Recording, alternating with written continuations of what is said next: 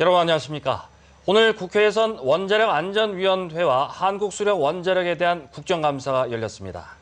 이번에도 원전의 안전관리가 부실하다는 질타가 쏟아졌습니다. 장성훈 기자입니다. 원자력안전위원회가 과연 원전 안전을 최우선시하는지 의심스럽다는 지적이 이어졌습니다. 원전과 갑상선암의 상관관계를 인정한 법원의 1심 판결이 나오고 원전 인근 주민의 갑상선암 발병률이 높다는 정부 역학조사 재분석 결과까지 나왔는데도 적극적으로 대처하지 않고 있다는 겁니다. 다시 재분석한 결과 원전 시설 주변의 남녀 성인 갑상선암 위험도가 타 지역에 비해서 3배 이상 더 높은 것으로 나타났습니다. 또한 합리적 의심을 가지고 조사를 다시 진행할 필요가 있는 것이죠.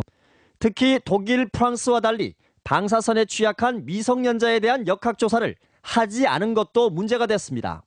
또 0 내지 4세 유아의 백혈병이 76%나 증가했다. 이거 혹시 아세요? 이런 연구 결과. 아니요. 이런 상황에서 원자력 관련 학회들이 원전과 암 발병과의 상관관계를 앞장서 부인하고 원자력안전위원회가 이를 지켜만 보는 건 핵마피아가 여전히 존재한다는 증거라는 주장도 나왔습니다.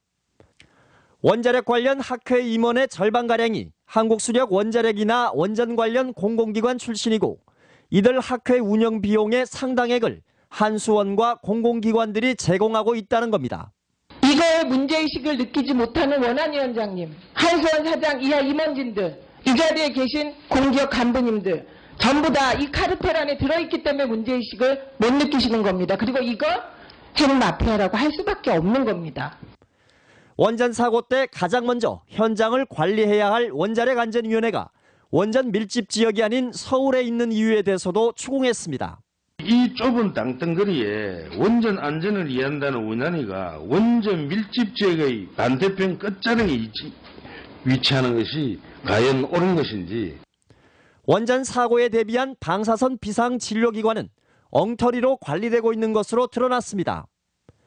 지정병원의 전문의 숫자는 부풀려졌고 10년 전 확인 결과가 국감 자료로 제출됐습니다. 고창종합병원 홈페이지 들어가면 전문의 자격 이상을 가진 사람 8명밖에 안 됩니다. 18명이라고 한 게 이게 언제 자료인지 혹시 아세요? 10년 전 자료예요. 의원들은 이 밖에도 해외 부품의 시험 성적서 조사가 2년 넘도록 지지부진하고 외부 공격에 대한 방어 시스템과 화재 대비에도 여전히 허점이 있다며 보완책을 주문했습니다. MBC 뉴스 장성훈입니다.